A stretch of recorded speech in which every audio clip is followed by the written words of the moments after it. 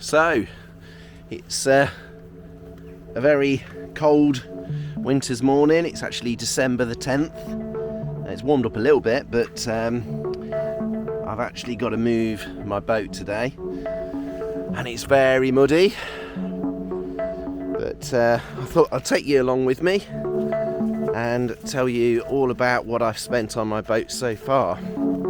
So I just did a load of recording and without pressing record. Right, so bit of an issue. Just started my boat, and basically my boat is on a bit of a bank. You can't tell because the canal looks all nice and filled and plenty of water, but actually there isn't. And where I've moored up, I moored up when it was high and I didn't realise, and now it's gone back down to a normal level. Actually, I'm sitting on ground and I'm hoping I'm going to be able to get free. There is a method just up there. There's a spillway that could be opened up, but I would have to get the Canal and River Trust involved, and it's quite early in the morning, so I don't really want to have to do that. So I'll do my best, try and get off and on way, and we'll see what happens. But as you can see, it's about 4 inches up on the, where the water level is. It's at least 4 inches high on this side, which indicates that it is actually on something. I think it's something around this area. So hopefully I'll be able to kick the back end out with a bit of prop thrust and get free. We will see.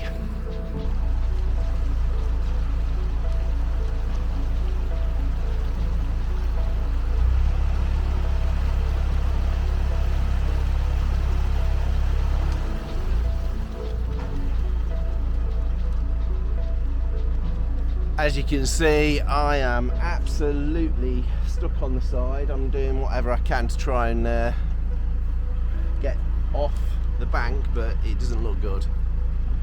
Man.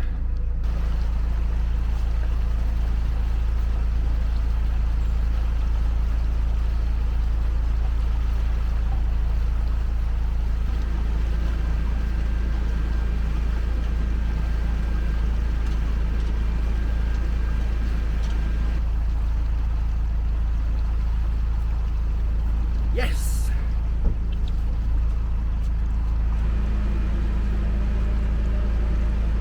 Oh, what a relief. I'm free.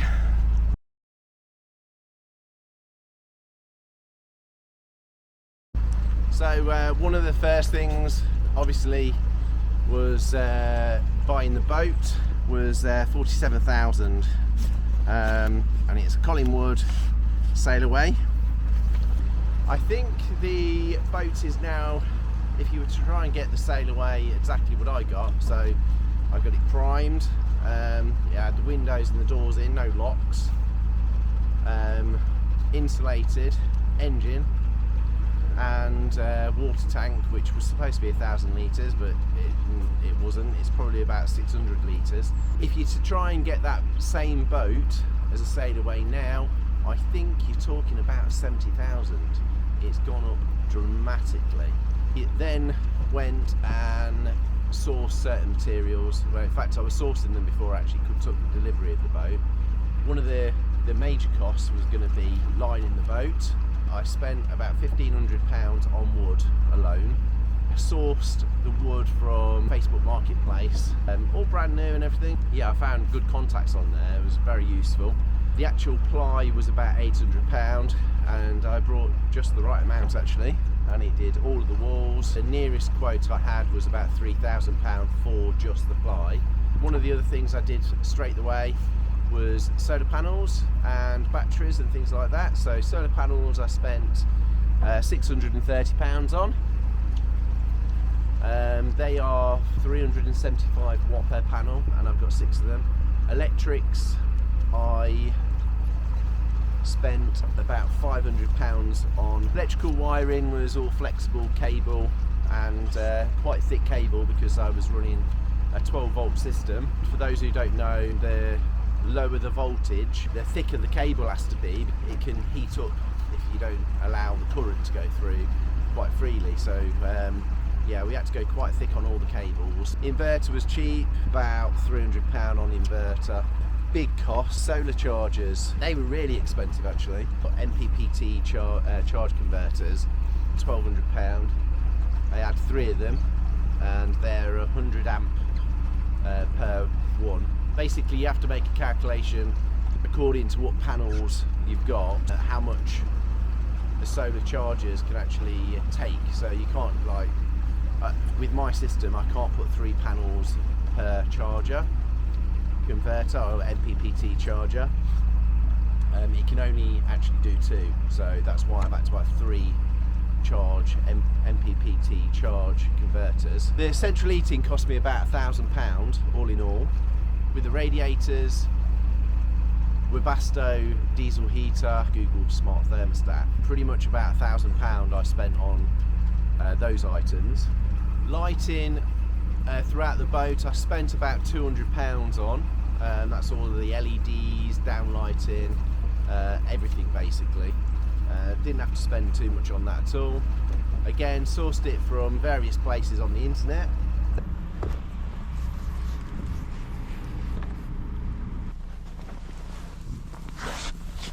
Here we go, nice simple knot to tie your boat up. Won't go anywhere. Nothing more annoying than people leaving lock gates open. So when you come to go through, you have to do twice the amount of work. Particularly in the winter, you get an awful lot of this.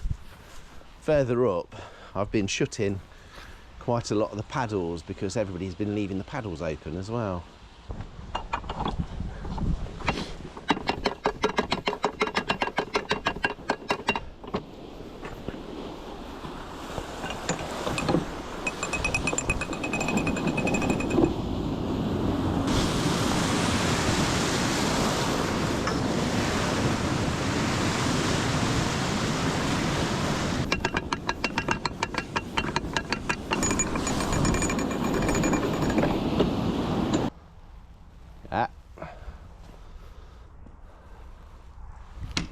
So another part of what I spent a bit of money on for the heating wise was the log burner. I spent about £600, and that was for the log burner, the flue, and also the welding that I got somebody to do for me because I wasn't equipped. I can weld, but I didn't have the equipment or the generator to be able to carry out that task.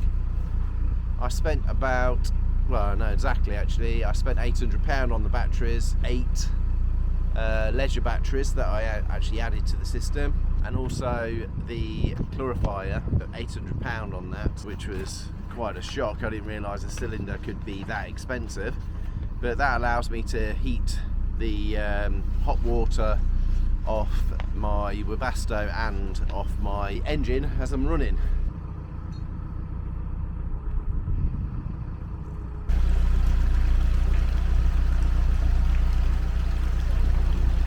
So one of the other things that I've spent money on is the paint that you can see on the boat.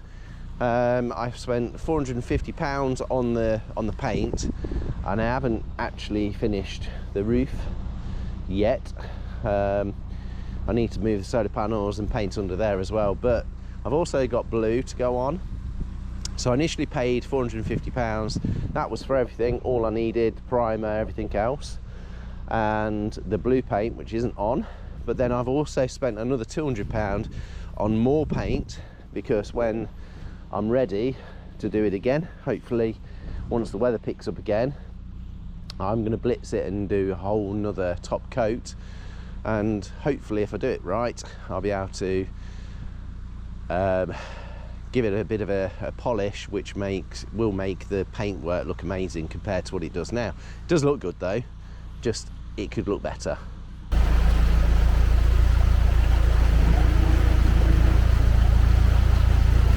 One of the things I always do whilst moving the boat, if I can remember, is I do my washing, because the washing machine takes quite a lot of energy up, so through the winter I will always try and do my washing as I'm moving the boat, because then the alternator's doing the most of the power, and the solar panels are still working and everything, but it does help.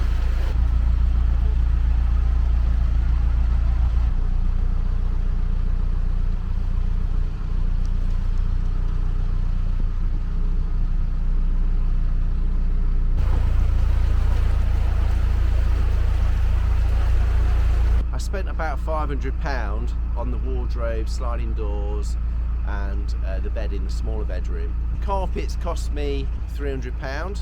That was for the underlay, gripper rod. Gas fittings, I spent about £150 on the gas fittings, because I had to have a bubble checker. Because I was doing all the gas fittings myself, I had to install that for the boat safety certificate. I had to get somebody in, and they needed to see the bubble checker, and they time it so there's no leaks on the system. But it's a really simple system, very easy to install, as long as you know what you know the right stuff you're using. Very simple. The bathroom, I spent £300 including the tiles, but the bathroom isn't finished. I'm actually going to be taking that bathroom out and putting a whole another bathroom in. That was just a temporary bathroom I wanted to put in to allow me to move in sooner. And the toilet, it was a Simplu. I think it was about £300 for the Simplu.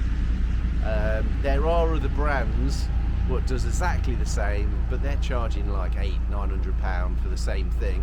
The next biggest cost was the kitchen, and I spent £3,500 on that kitchen, and that was everything. That was the worktops, the units, the fridge, not the washing machine, because I already had that, so I just fitted around it. But £3,500 was spent completely on the kitchen. Behind the TV, I've got a feature wall, and that's all marble, like little tiles, and I spent £450 on that. And fixtures and fittings, screws, bits of wire connections, and all random little bits. I spent about £500, and that was like hinges and door handles and things like that as well. Doors, I spent £250 on the 3 doors, which are oak doors, £300 on paint for the inside, and wallpaper, I spent about £100 on wallpaper. So I saved a lot of money by doing pretty much everything myself, but I did have some help from a few friends now and again for the things that were just a little bit more difficult. So anyway, that's all the costs that I can think of. I'm really lucky that I'm able to do most of the things myself. Please like, share and subscribe if you like these videos. Let me know what you think in the comments below. I'd really appreciate comments, and we'll see you next time.